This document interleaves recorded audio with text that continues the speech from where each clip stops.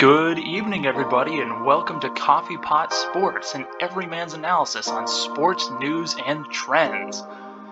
And tonight we have a very good video for you. We are going to be comparing all 32 NFL teams and how they're going to stack up in 2022.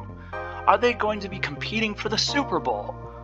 Or are they going to be competing for the number one pick in next year's draft?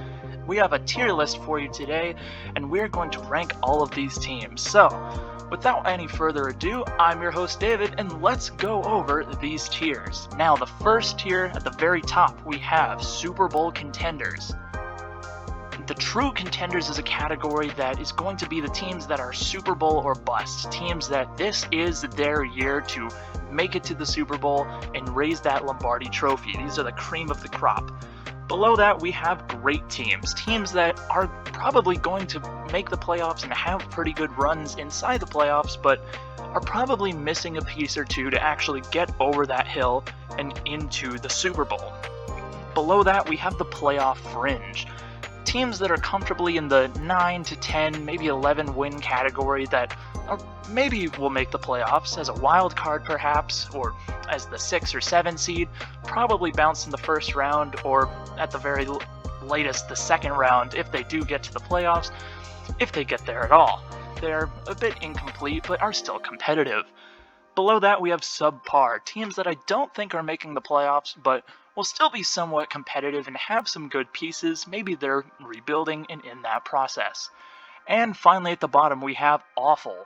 Awful teams are teams that are really not having any sort of success this year. They will be towards the bottom of the barrel and will be contending for that first overall pick. So, let's get into it with the Arizona Cardinals, who I am going to put in playoff fringe.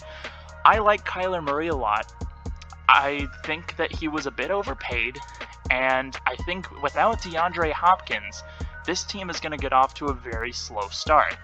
And as we've seen before, Cliff Kingsbury tends to shrink in December. He's not nearly as good, in fact, with a sub-500 record at both Texas Tech and with Arizona. And so, with the combination of D-Hop being gone at the beginning and Cliff Kingsbury not able to hold it down in December, I think the Arizona Cardinals are going to struggle a little bit more than people expect this year. I think they may make the playoffs, but they're squarely the third best team in their division. Next, we have the Atlanta Falcons, who unfortunately are probably one of the worst teams in the league this year. Calvin Ridley, as we all know, was suspended for a year, and Marcus Mariota is their quarterback, which is less than ideal. There's really not a lot that Atlanta has to be excited for right now. Kyle Pitts might take a second step in his second year, and AJ Terrell has quietly been a very, very good corner, and Grady Jarrett may find some youth left, but outside of that, Atlanta is really not going to be poised to do very well this year, unfortunately, so they're probably looking ahead to next year's draft. Baltimore is a team that I'm really internally debating myself right now.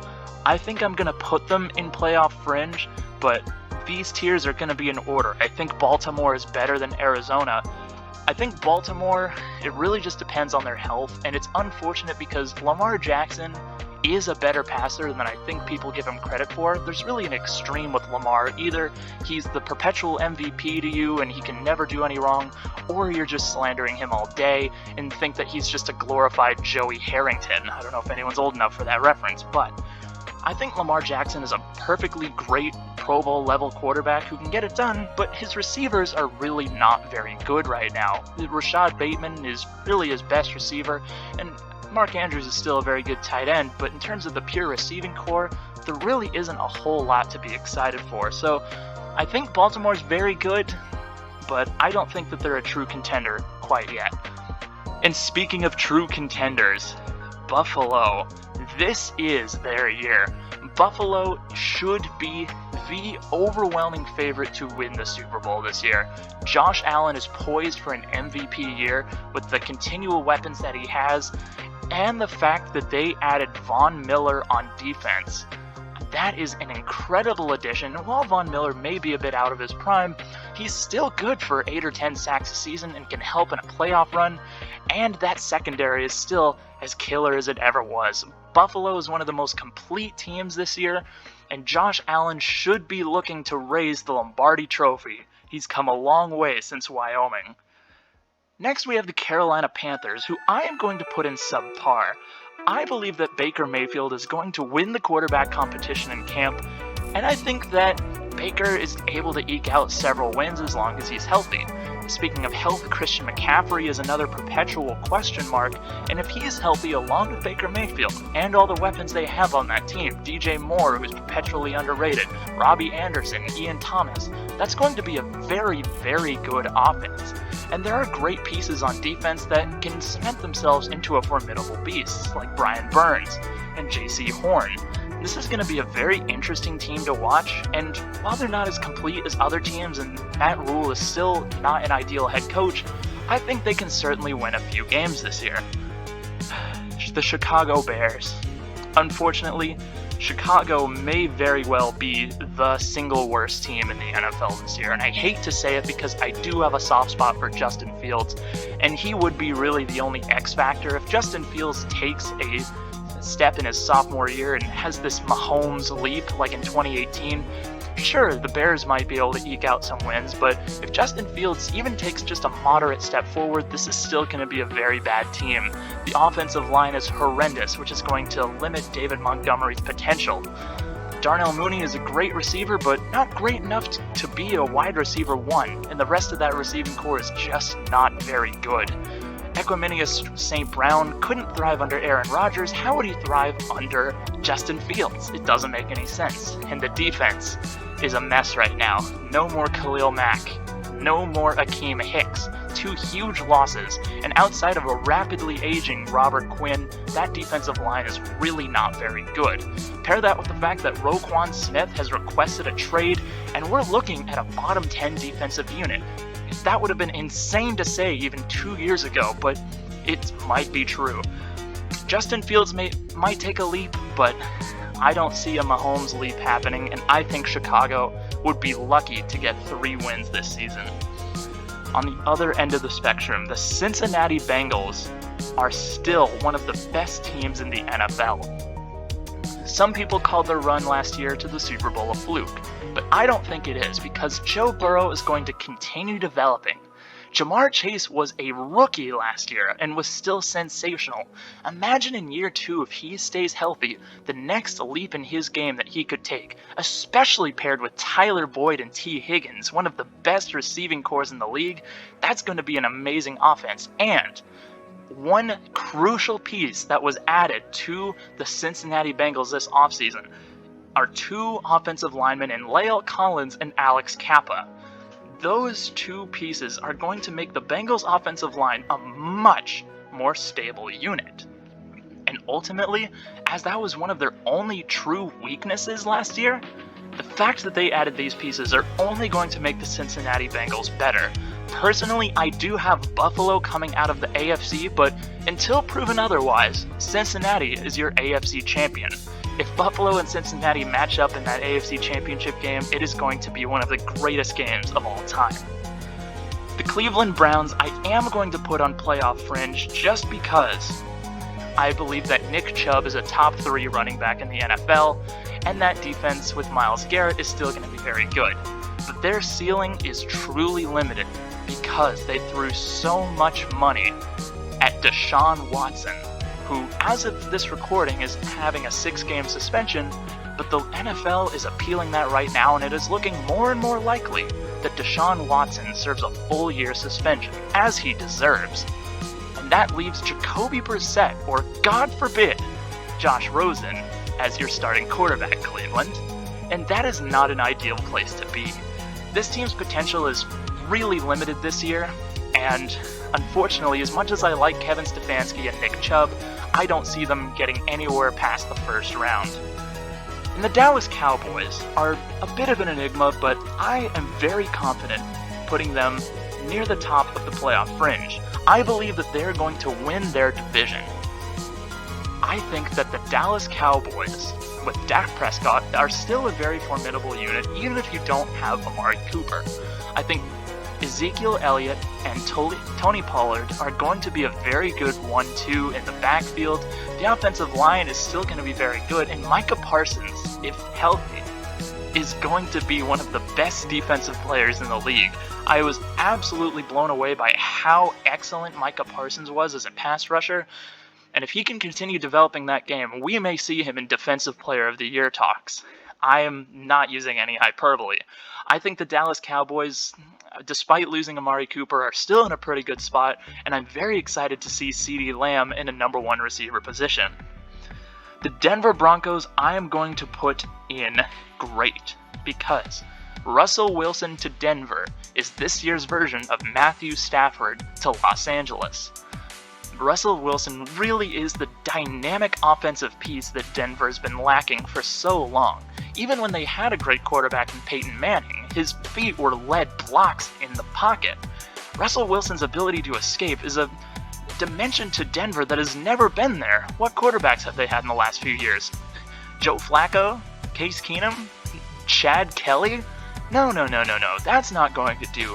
Russell Wilson is going to open up the Broncos offense and allow opportunities for other great pieces like Jerry Jeudy to flourish. Jerry Jeudy has had a bit of an underwhelming start to his career, but I fully believe that this year he will be a 1,000-yard, 8-touchdown or more receiver and will absolutely pop off in this Denver offense. The Detroit Lions I'm going to put as subpar. I think that Detroit is building something very special, but they are a year or two away from sort of realizing it. Jared Goff, while not elite, is a very good quarterback that I think gets slandered a little too much. I'm a 49ers fan, and even I was a bit scared to see him when he was with the Rams, and now that he's developed in Detroit and is in year 2 of this Dan Campbell offense, I think he's going to have a career year.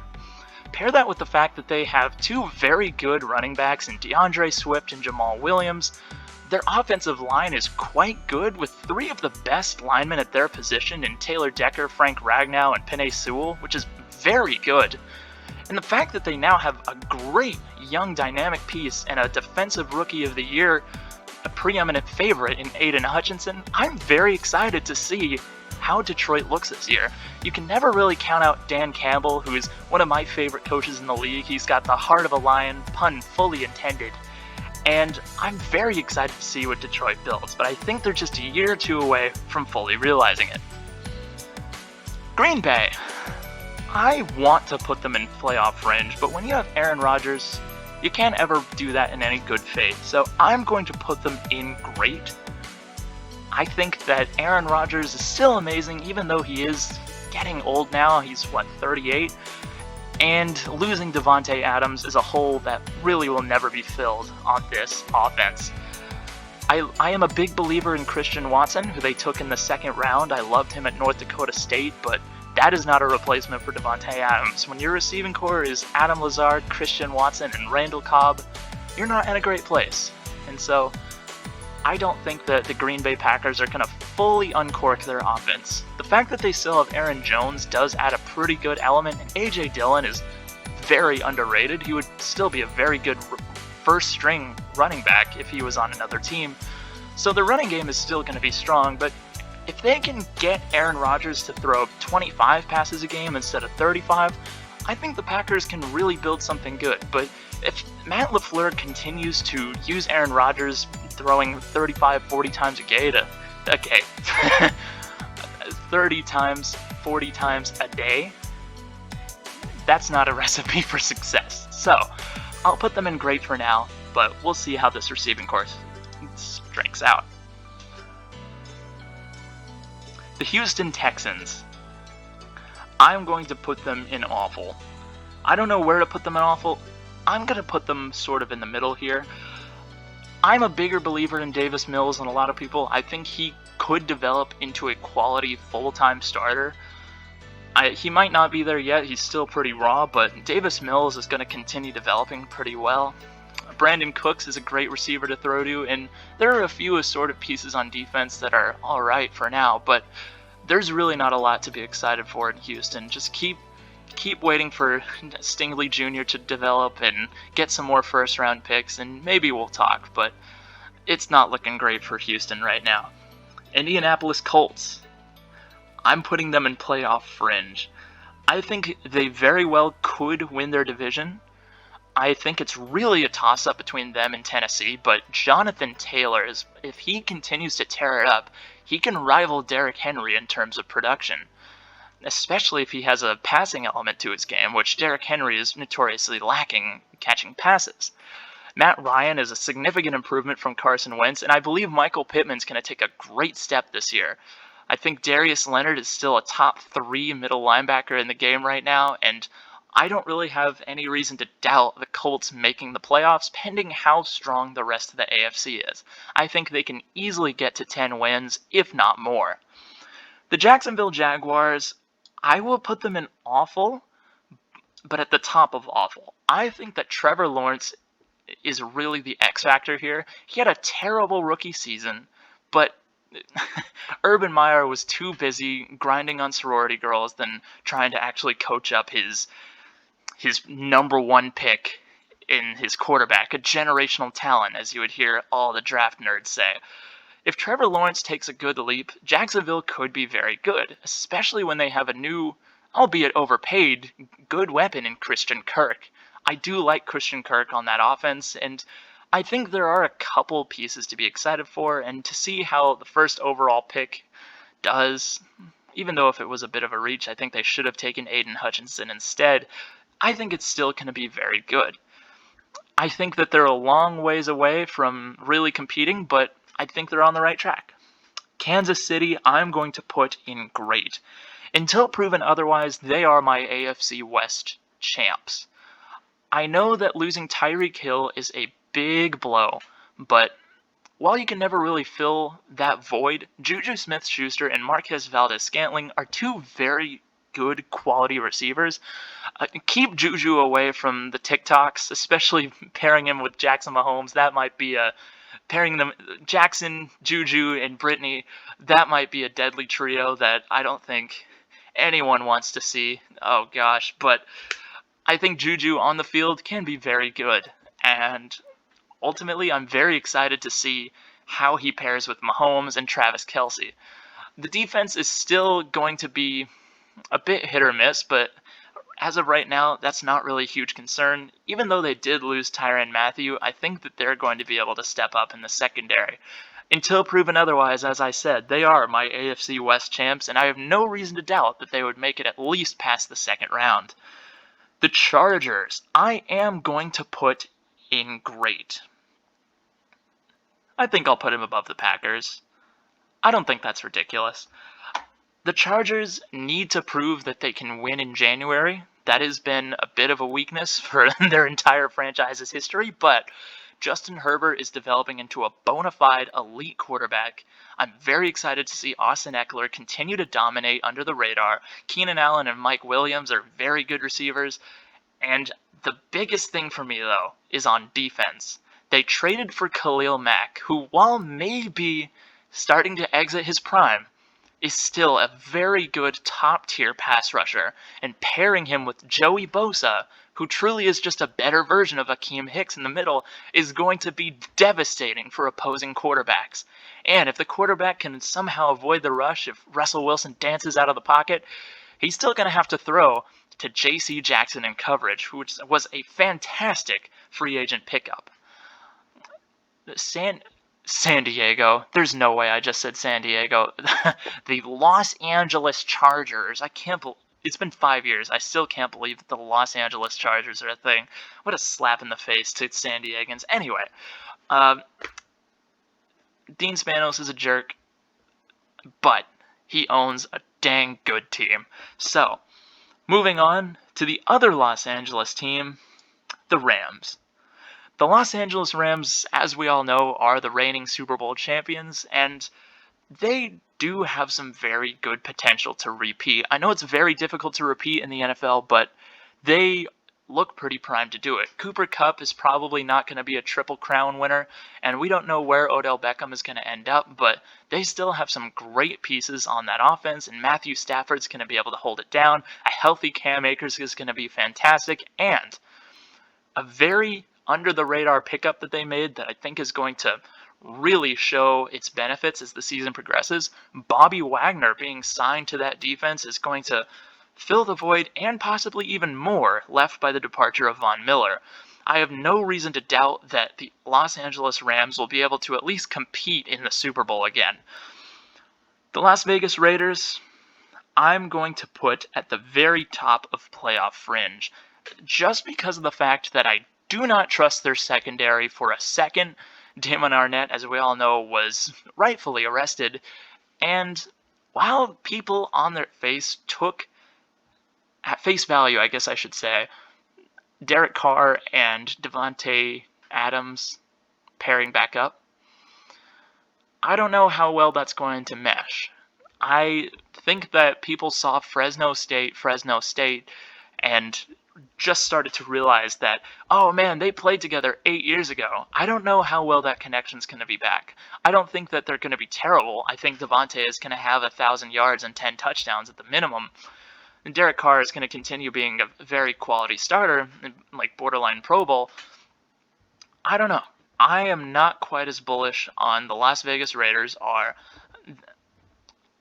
I'm not as bullish on the Las Vegas Raiders as many people.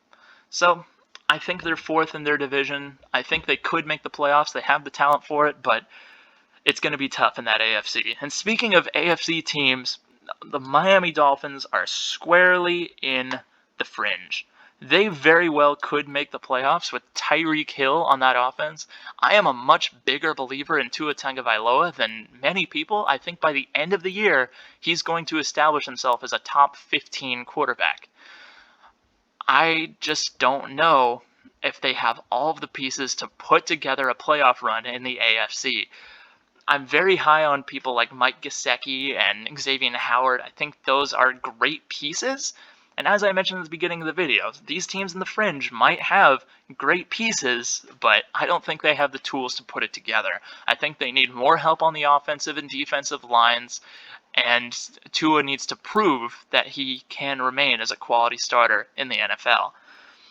The Minnesota Vikings, I do not think are winning their division, but I think they're going to come very close to it. I don't think that there's more than a game that separates Green Bay and Minnesota at the top of that NFC North.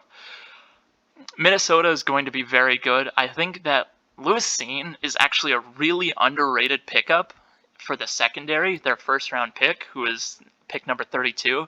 And of course, Justin Jefferson and Adam Thielen is a deadly duo that you can never count out.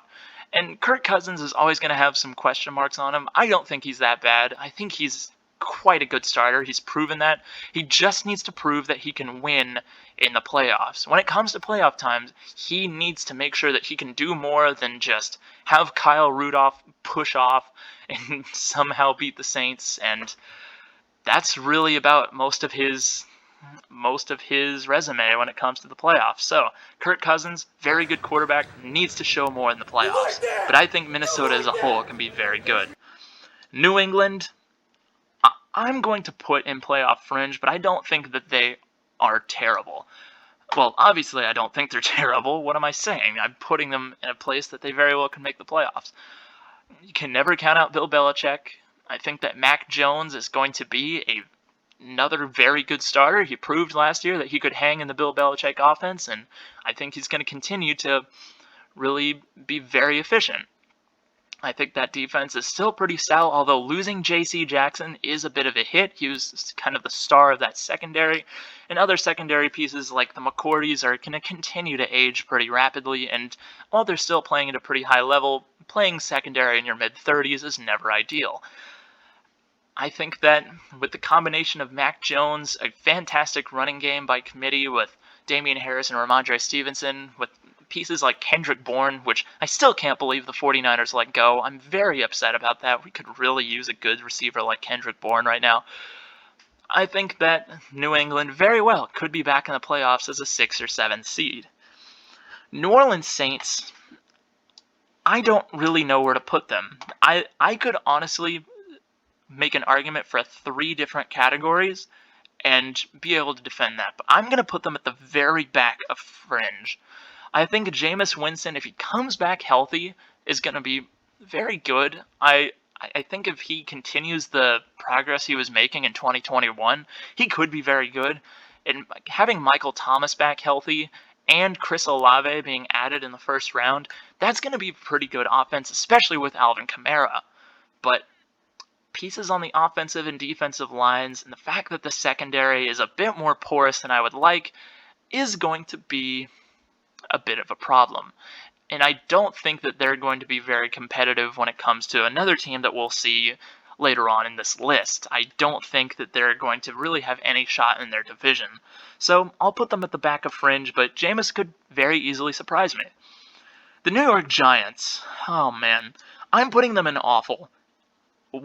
I don't want to make them the worst team, but they are close to it. Outside of, say, Dexter Lawrence and a few okay defensive pieces, there's not a lot going on. And Daniel Jones cannot be a full-time starter in the NFL. His turnovers are hilariously bad. His decision-making is terrible. He shows signs of athleticism, but he'll either trip and fall in the open field, or he's going to just throw the ball away or just curl up into a ball and die. Daniel Jones is not cut out to be an NFL starter. In fact, when it comes to most backups in the NFL, I would take them over Daniel Jones. I cannot believe Daniel Jones is going to be presumptively having a starting job. Tyrod Taylor is on that roster. Start him. He's better. I'm just going to say it. Daniel Jones actively makes the Giants worse, and if Saquon comes back, maybe we move him like right here if he has a really good year, but Saquon is still very injury prone. I don't know how well his longevity is going to hold up. So the Giants, terrible. Draft Bryce Young. It will do you wonders. The other New York team, the New York Jets, I will put them in subpar, and very much like the Lions, I think they're building something good.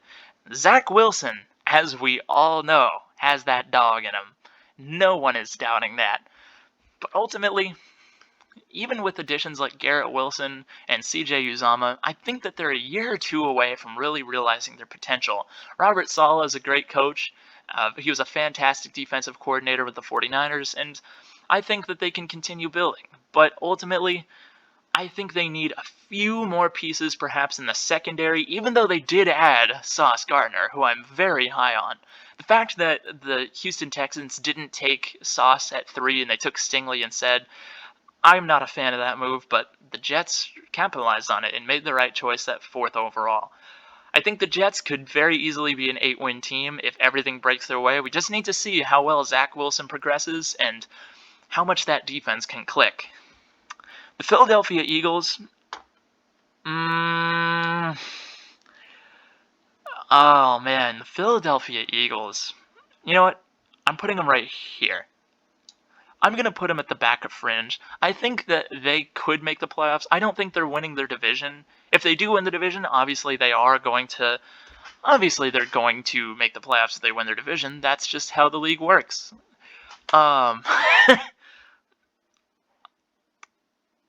Philadelphia Eagles with Jalen Hurts are very good. I think Jalen Hurts has gotten too much hate over the last 2 years. I think he's really going to prove that he's a very good passer as well as a runner this year under his second year with Nick Sirianni. And I want to see Jordan Davis destroy some people in January. That would be fantastic. Please make it happen. Please win some games, Philadelphia.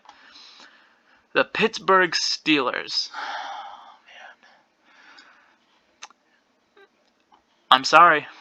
They're right here. They, in my opinion, are the worst team in their division. There's a little bit of flex here. If Mitch Kissintitties gets the starting job, they're going to be at the very back of fringe. If Kenny Smallhands Pickett gets the starting job, they're still going to be at the back of fringe. But I think they'll jump a few teams like Cleveland, perhaps, depending on how Jacoby Brissett does. But ultimately, I'm not a huge fan of Pittsburgh right now. They still have some fantastic pieces. TJ Watt cannot be messed with.